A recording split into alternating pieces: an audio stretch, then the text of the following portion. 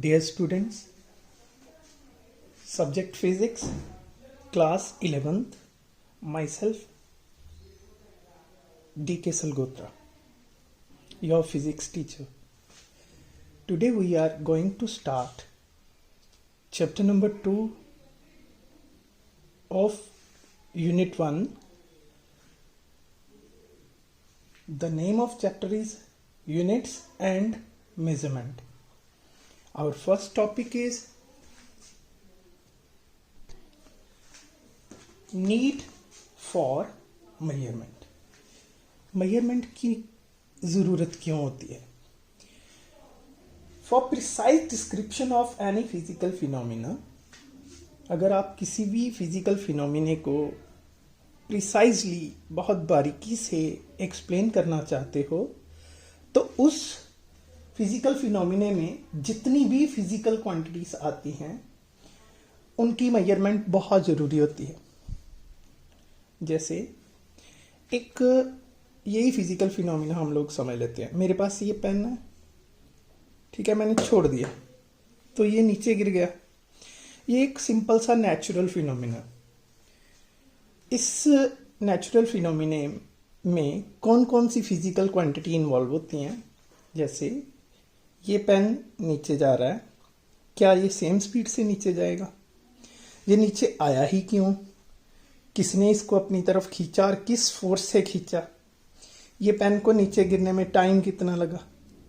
ये पेन कितनी स्पीड के साथ नीचे गिरा? ये सारी फिजिकल क्वांटिटीज आ रही हैं. क्या ये पेन का गिरना इस पेन के मास के ऊपर डिपेंड करता है? मास भी आ गया इसमें, टाइम भी आ गया इसमें, स्पीड भी आ गई इसमें, ठीक है, और फोर्स भी आ गई इसमें. तो बहुत सारी फिजिकल क्वांटिटीज इस सिंपल से फिनोमिने में इन्वॉल्व है. अगर आप इस सिंपल फिनोमिने को ही बहुत बारीकी से समझना चाहते हो तो आपको उन सारी फिजिकल क्वांटिटीज को जो इस फिजिकल फिनोमिने में इन्वॉल्व है उनको मेजर करने की ज़रूरत है. This is the need for measurement.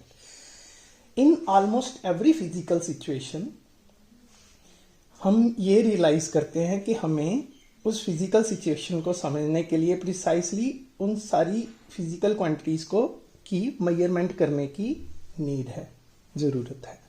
ठीक है, अब जो मैंने एग्जाम्पल बोली है उसको भी मैं बोर्ड के ऊपर लिख देता हूँ ताकि आप भी एग्जाम्पल में ही उसको अपनी नोटबुक के ऊपर लिख लो. ठीक है, इसको पहले आपने लिखना है जो मैंने बोर्ड पे लिखा है, फिर इसके बाद जो मैं एग्जाम्पल लिखने जा रहा हूँ वो आप नोट कर लेना. ठीक है, for example, every body fall down toward the surface of earth when free. जब किसी बॉडी को हम फ्री छोड़ देते हैं तो वो अर्थ के सरफेस की ओर ही गिरती है. इस फिनोमिने को समझने के लिए हमें ये जानना पड़ेगा कि बॉडी गिरी क्यों, कितनी वेलोसिटी से गिरी, कितना टाइम लगा उसको सरफेस के ऊपर पहुंचने में, क्या ये टाइम मास के ऊपर डिपेंड करता है बॉडी के, एंड सो ऑन. ऐसे कई क्वेश्चन आपके दिमाग में आएंगे. अब इस सिंपल से फिनोमिने को समझने के लिए जो मेजरमेंट होगी डिस्टेंस की, टाइम की, मास की, ये बहुत असेंशियल है. This is the need for measurement.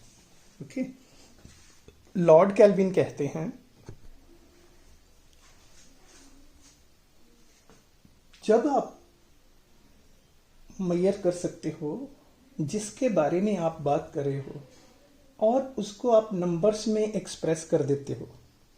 जैसे मैंने आपको पहले ही कहा है कि पेन का गिरना ये एक सिंपल नेचुरल फिनोमिना है, लेकिन इस फिनोमिने को समझने के लिए अगर हम किसी से बात करेंगे कि मुझे इसके बारे में पूरा कुछ पता है, तो इसमें इन्वॉल्व जितनी भी फिजिकल क्वांटिटीज है, डिस्टेंस, टाइम, मास, इन सभी को नंबर्स में एक्सप्रेस करना पड़ेगा.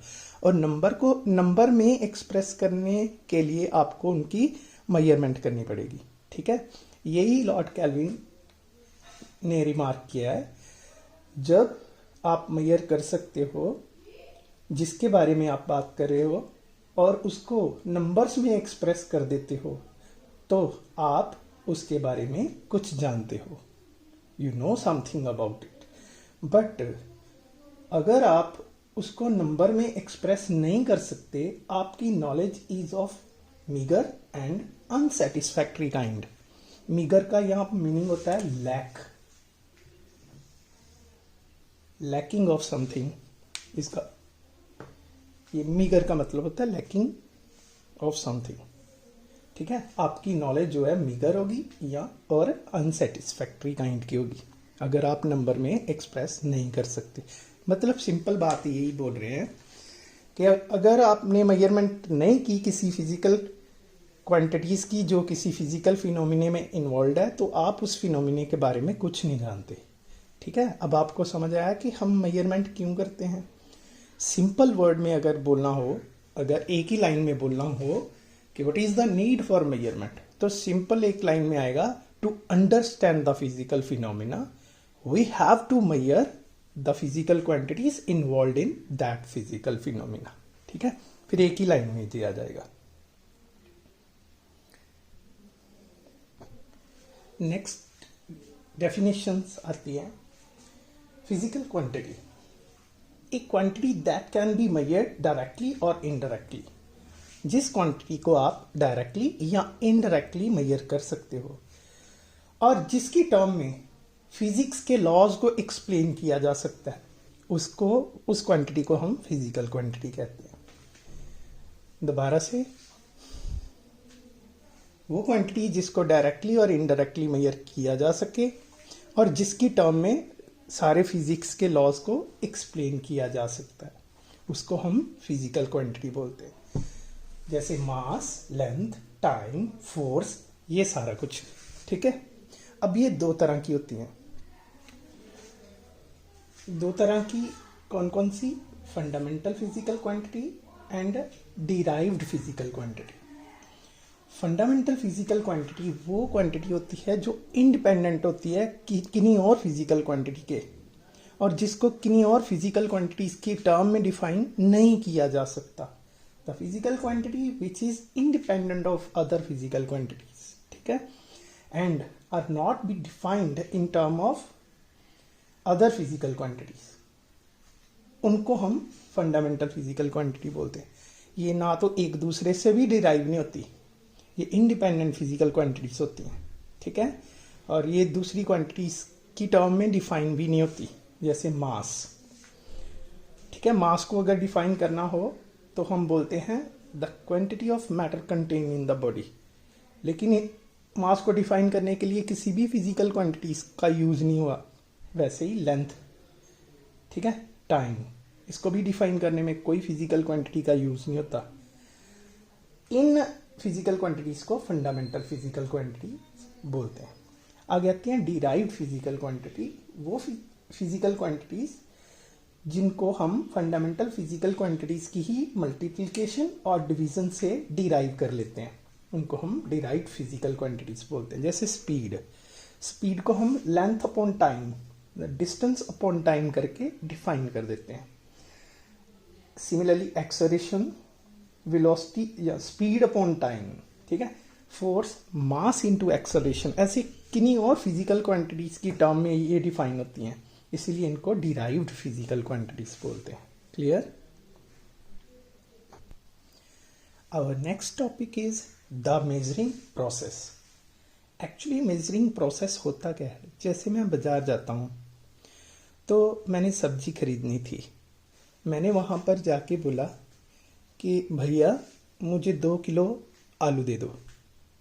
ठीक है, उसने क्या किया कि अपनी जो बैलेंस है उसमें एक साइड पे उसने 2 किलो का जो उसका यूनिट था वो रखा और दूसरी तरफ आलूओं को डालता गया।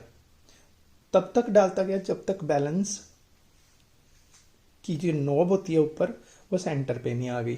ठीक है, तो उसने क्या किया, उसने जो फिजिकल क्वांटिटी है उसको उसने एक स्टैंडर्ड के साथ कंपेयर किया। ठीक है, और ये जानने के लिए कि वो जो फिजिकल क्वांटिटी आ रही है वो कितने टाइम्स है, ठीक है। जैसे मैंने कहा the physical quantity is mass of आलू, ठीक है, मास ऑफ पोटैटो, और जो उसका मास है उसको मैंने किसके साथ कंपेयर किया, 2 किलोग्राम, ठीक है। मतलब किलोग्राम हो गया एक स्टैंडर्ड जिसके आधार पे उसने उन पोटैटोस के मास को मेजर करना था, ठीक है। अब देखो 2 और किलोग्राम दो पार्ट हुए, तो फिजिकल क्वांटिटीज को मेजर करने के लिए क्या चाहिए फिर, जैसे मैंने लेंथ ऑफ पेन यहां पर लिखा है 12 centimetre, length of pen is a physical quantity and 12 is number and centimetre is unit. तो हमने क्या किया, हमने एक फिजिकल क्वांटिटी को कंपेयर किया एक स्टैंडर्ड के साथ जो हमने चूज किया है, और ये जानने के लिए कि वो स्टैंडर्ड उस फिजिकल क्वांटिटी में कितने टाइम्स है। यहां पर कितने टाइम आ रहा है सेंटीमीटर, 12 टाइम आ रहा है, ठीक है।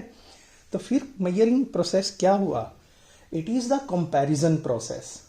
ये कंपैरिजन प्रोसेस है, कंपेयर कर रहे हैं, in which a physical quantity is compared, जिसमें एक फिजिकल क्वांटिटी को हमने कंपेयर किया with the quantity of the same kind. ये सेंटीमीटर लेंथ के ही यूनिट है, सेम काइंड के होते हैं। जैसे आपने लेंथ को मेजर करना तो आपको लेंथ ही चाहिए, जैसे स्केल इज ए लेंथ, ठीक है। उसके लिए आप एक किलोग्राम का पत्थर तो नहीं यूज करोगे ना लेंथ को मेजर करने के लिए। तो यहां पर मैंने इसलिए लिखा the quantity of same kind taken as standard, जिसको हमने स्टैंडर्ड लिया, ठीक है। इस क्वांटिटी को जो इसकी तरह की ही है जिसको हमने एक स्टैंडर्ड लिया, ये जानने के लिए to find out how many times the given standard, ये गिवन स्टैंडर्ड कितने टाइम्स है इस फिजिकल क्वांटिटी में, लेंथ ऑफ पेन में। क्लियर, मतलब it is the comparison process in which a physical quantity is compared with the quantity of same kind chosen as standard, taken as standard, to know to find out how many times this standard is contained in this physical quantity। यहाँ पर कितने times आ रहा है, 12 time. तो फिर generally हम क्या लिख सकते हैं, जनरली हम फिजिकल क्वांटिटीज को ऐसे लिखते हैं, द न्यूमेरिकल वैल्यू, ये न्यूमेरिकल वैल्यू है, मल्टीप्लाई यूनिट, यूनिट के साथ मल्टीप्लाई किया हुआ है, ऐसे ही लिखते हैं, आप सभी जानते हो, ठीक है। तो फिजिकल क्वांटिटी को मैंने क्यू के साथ डिनोट कर लिया, न्यूमेरिकल वैल्यू को मैंने एन के साथ और ये यूनिट को यू के साथ डिनोट किया, ठीक है। अब ये जो स्टैंडर्ड हमने चूज किया है, इसी स्टैंडर्ड को हम लोग क्या बोल देते हैं, यूनिट, ठीक है। The given standard is called unit. Clear हो गया आपको। अब थोड़ा सा इसको और एक्सपेंड करते हैं। पहले इसको आप अपनी नोटबुक के ऊपर लिख लो, ठीक है। जैसे कि हम जानते हैं ये पेन इतना है, ठीक है। अगर इसको मैं मीटर में मेजर करूं चाहे सेंटीमीटर में मेजर करूं, ये पेन की लेंथ तो उतनी रहेगी जितनी है। यूनिट चेंज करने से ये फिजिकल क्वांटिटी इसकी लेंथ है वो चेंज तो नहीं होगी। Clear, we know that the magnitude of quantity remains the same whatever may be the unit of measurement। measurement की यूनिट चाहे जो मर्जी हो जाए, जो क्वांटिटी का मैग्नीट्यूड है, the value of this quantity remains the same, ठीक है। अगर मैं U1 और U2 को 2 यूनिट ले लेता हूं सेम फिजिकल क्वांटिटी के Q के, और N1 N2 उनकी रिस्पेक्टिव न्यूमेरिकल वैल्यू निकलती है, तो मैं फिजिकल क्वांटिटी को ऐसे लिख सकता हूं, Q is equal to numerical value unit, पहले यूनिट पहली न्यूमेरिकल वैल्यू, दूसरे यूनिट दूसरी न्यूमेरिकल वैल्यू। तो इसको ऐसे भी लिखा जा सकता है N1 upon N2 is equal to U2 upon U1, इसको क्रॉस मल्टीप्लाई कर दिया। अब यहां पर देखो, अगर U1 बड़ा हो तो N1 छोटा हो जाएगा, क्यों, क्योंकि इसके रेसिप्रोकल है, ठीक है। It is inversely proportional to one another. अगर U1 छोटा हो जाएगा तो N1 बड़ा हो जाएगा, अगर U1 बड़ा हो जाएगा तो N1 छोटा हो जाएगा, ठीक है। If U1 is greater than U2 then N1 is less than N2। इसका मतलब क्या हुआ, bigger unit contain smaller number of times, मतलब अगर यूनिट बड़े होंगे तो नंबर ऑफ टाइम्स स्मॉलर हो जाएंगे। जैसे length of pen is equal to 12 centimetre, यहाँ इसको ऐसे लिख सकते हैं 0.12 मीटर। यूनिट बड़ा हो गया, न्यूमेरिकल वैल्यू छोटी होगी। यूनिट छोटा है, न्यूमेरिकल वैल्यू बड़ी हो जाती है। ये पेपर में क्वेश्चन पूछते हैं, the bigger unit contain smaller number of times in the physical quantity explain. तो फिर आपने यहाँ से स्टार्ट करके यहाँ तक लिख देना है, एग्जाम्पल भी। ठीक है, अब इसको भी आप द मेजरिंग प्रोसेस में ही लिखना है। ठीक है, ये पूरा कंप्लीट आर्टिकल आपने लिखना है। थैंक यू सो मच, मेरी बातों को इतने ध्यान से सुना। All the best.